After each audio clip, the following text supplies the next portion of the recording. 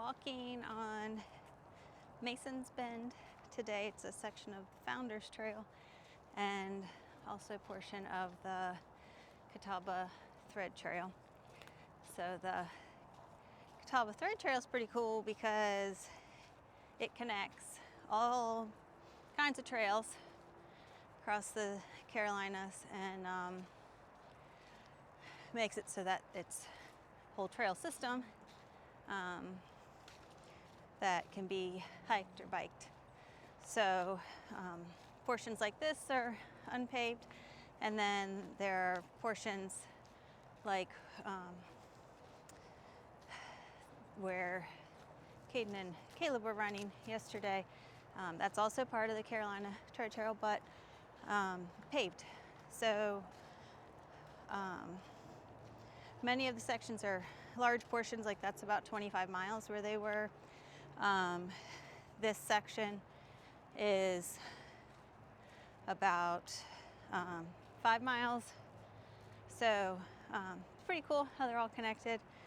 You can make your way through without a vehicle. But it's also cool to see the interconnectedness as I'm making my way around to different trails in the area and seeing the connection with the environments, but also the differences in all the different portions of the trail.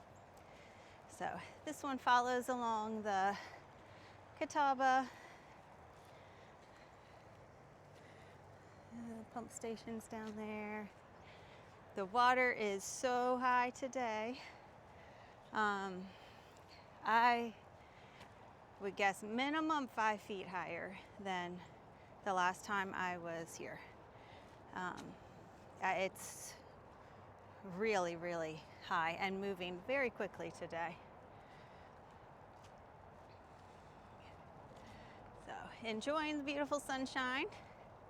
We've had so many days of rain, so the sunshine is very welcomed.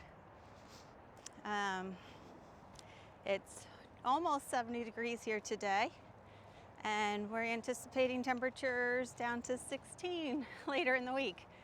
So we're going to enjoy it while we can. This is a sign here. It shows, okay, so this one shows the Carolina Thread Trail. That one's for the Founders Trail. Since Founders Trail is a larger trail portion, then the Mason's Bend is a part of that. But any of the sections that are part of the Carolina Thread will have that marker on them. So it's neat to see how they're connecting everything. So I have actually been out here walking for a little bit before I started recording today. Was feeling kind of worked up just from dealing with, this is funny. We just were looking at the signs. This one, the tree was healing from it. Those signs have obviously been on it a long time, and decided to make those signs part of itself.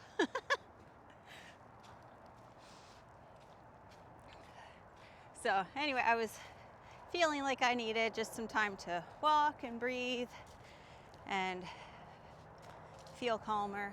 I was feeling very frustrated. I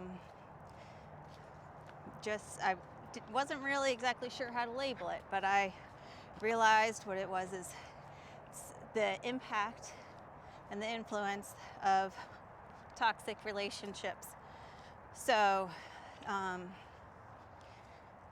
figuring out how to shake it off and move on from it, but it's hard once you have allowed yourself to be in a toxic relationship, to ensure that you are no longer having to relate to it, and sometimes you have to based on circumstances, as is in my case with one toxic relationship. So that's hard. But one of the things that I've been doing to help myself through that has been really focusing on confidence. So not to be overconfident or anything, but just to be confident so that I'm not shaken when something like that, a toxic relationship, is trying to affect me. And thankfully that relationship has changed, but there is still some sort of interaction with it. And so figuring out how to handle that in a healthy way for myself so that it doesn't affect my life now, especially after it affecting my life so greatly for so many years. So the confidence that this confidence work I'm doing has been really helpful. One of the things that I was just working on with it last week was a lot of people will say, like, the idea of fake it till you make it. So like, just act like you're confident and then you're going to be confident. And so I appreciated how one of my books was addressing this, because they said, no, it's not about faking it till you make it. That's not going to do anything for you. But the actual act of whatever it is you need to do is in and of itself an act of confidence. And so by doing that, that's going to increase your confidence. And so the idea is that I'm going to do those actions that indicate confidence before I'm actually feeling the confidence. So, easier said than done, but at the same time, when I just see it as like, no, I'm not going to feel great about it, but I'm going to do it, trying to help myself see it's going to be a step in the right direction. And just by default, practicing it and doing it is going to encourage me and increase my confidence. Here we're coming up to a bench. As we've walked, Caden has said, oh, that looks like a perfect spot for Crosby and I to sit and read. Crosby is his guinea pig. So he's always looking for a good spot to read, and he's always looking for a reason to mention his guinea pig. So,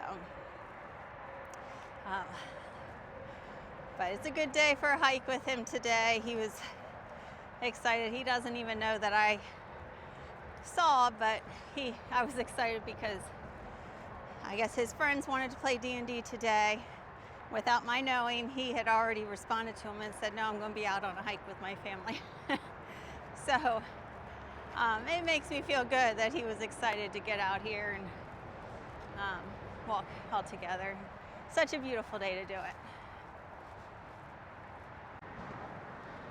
Currently walking under 77.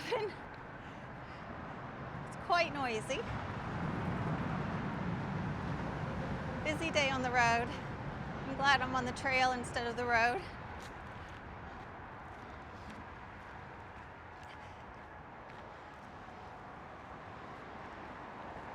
So one of the other things that had affected me in relation to toxic relationships was actually,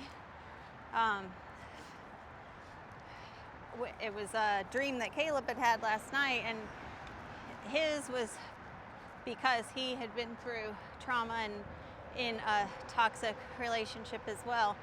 And so that, as much as he's worked through and healed through his experiences, it's still there, and sometimes things come up. So it impacts both of us. So it was good we were able to talk about it together, but I'm so bothered that people have such a negative impact on other people.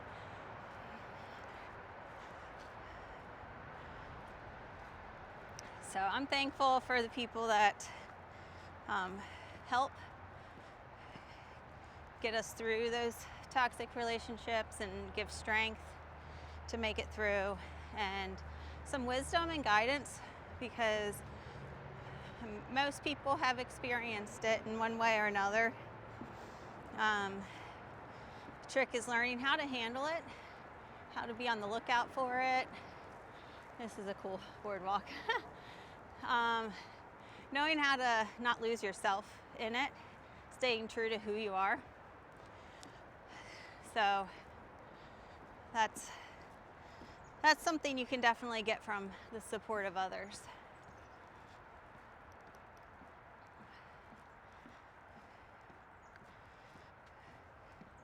So I've been reading a devotion every day that my mom gave to me after she had started reading it, and noted as she was reading it, she said, "This sounds like Casey." So she got me a copy. I love it. So I've been doing it every day. Read it this morning. I was like, okay, this is gonna help set me straight for the day. I'm gonna be encouraged. It's always referencing something outside and the beauty that God's made. All the things that I love.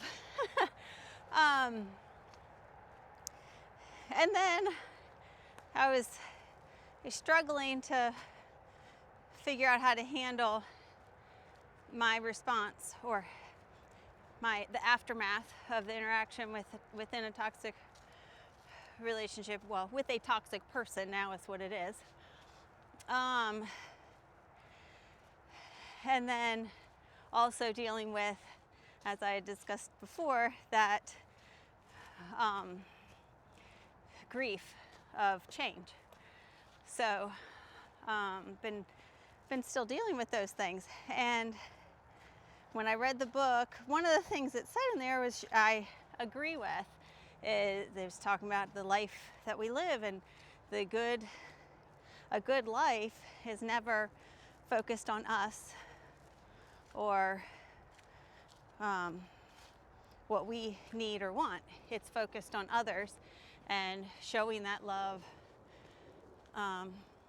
to all of the people that God created. And that's the part that comes naturally to me. I have no problem putting people first. So I started to then struggle with that a little bit as I'm already wrestling with all these other ideas this morning. And it's like, how am I supposed to prioritize myself, but then also do this? Because this is easy to me. What it's saying here, I can do that without a problem. How do I do that? And what it's not saying. So trying to find that balance is hard, but that is what's going to be key in helping me handle those toxic interactions in a healthy way.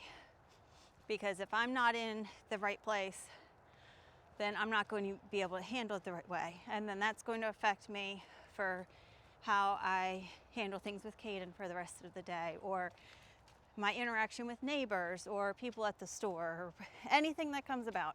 So connecting all of it as I've been walking today. So hiking is just so healing, so therapeutic to me. It's a good place to be.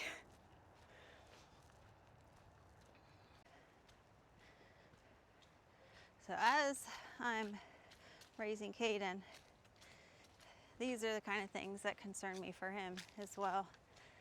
I don't want him to get himself into a situation where he's